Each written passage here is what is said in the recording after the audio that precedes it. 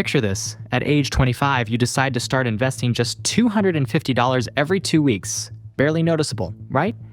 Fast forward a decade of steady contributions and compounding returns, and by 35, you've accumulated a hefty $300,000. Now, you're poised to jump into real estate. You buy your first apartment building, force its value up, refinance, and roll that equity into more properties.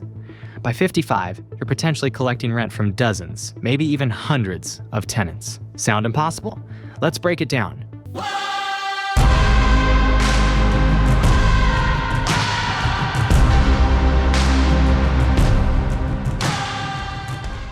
At 25, you commit $250 every 2 weeks to growth-focused investments.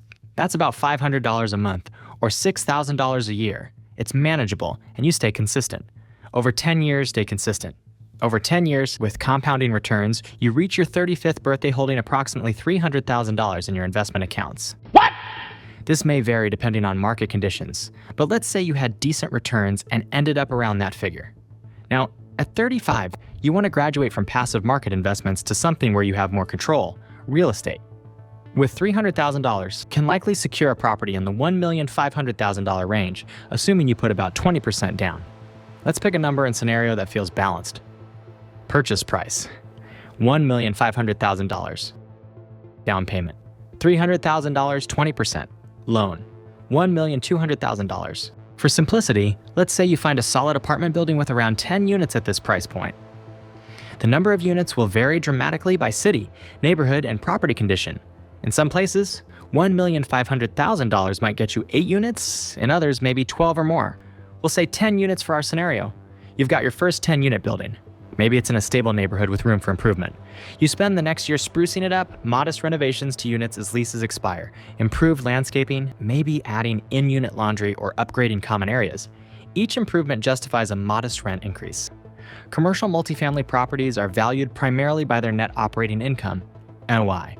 By increasing rents and optimizing expenses, you're effectively increasing the building's value. Let's say after a year or two, you push the NOI enough that the property now appraises at $1,700,000 instead of the original $1,500,000. That extra $200,000 in value can be tapped into through a refinance. After stabilizing the property, you go back to the bank. With the improved value, you refinance and pull out, let's say $100,000 to $150,000 in equity. Your mortgage adjusts slightly, but the higher rents cover the difference, and you still maintain healthy cash flow. Now, you take that $100,000 to $150,000 and look for your next property. Perhaps you buy a smaller building, say a 4-unit or 6-unit property for around $500,000 to $750,000, using the pulled-out equity as a down payment. This brings your total units to around 14 to 16 across 2 properties. Again, you add value, raise rents, improve NOI, and refinance a year or 2 later. Each successful project boosts your portfolio's equity and gives you fresh funds to purchase another building. From age 35 to 55, you have 20 years to repeat this process.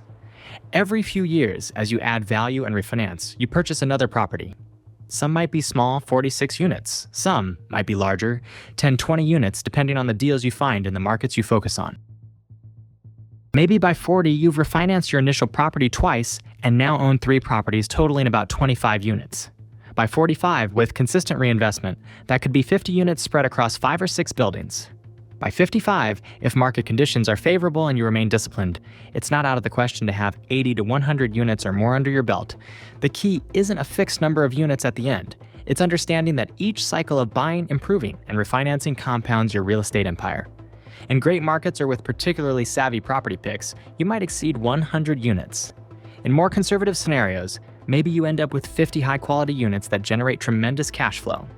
Either way, you've built something substantial. Let's assume by 55 you've reached around 80 units of decent, mid-market apartments spread across several buildings. Each unit might net, after all expenses, mortgage, taxes, insurance, maintenance, property management, about $200 a month on average. $200 times 80 units is $16,000 per month, $192,000 per year in passive income.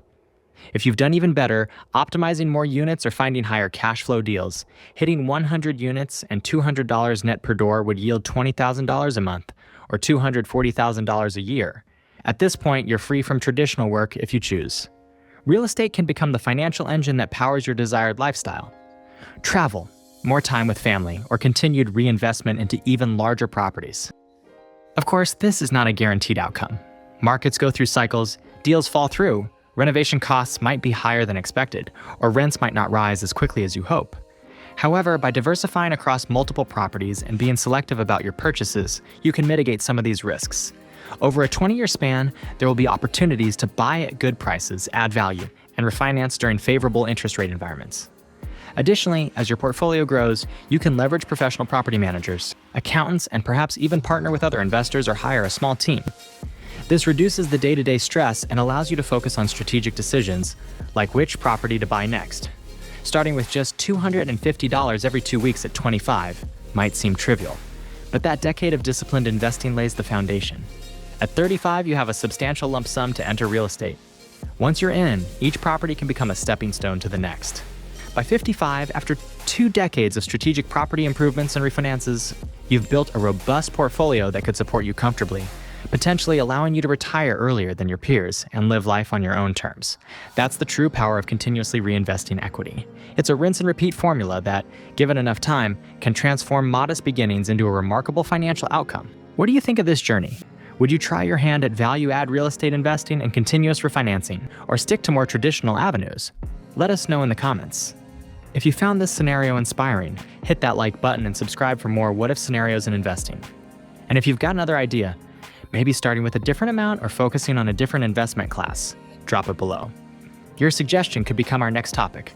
Until then, remember, small steps, taken consistently, can lead to monumental results.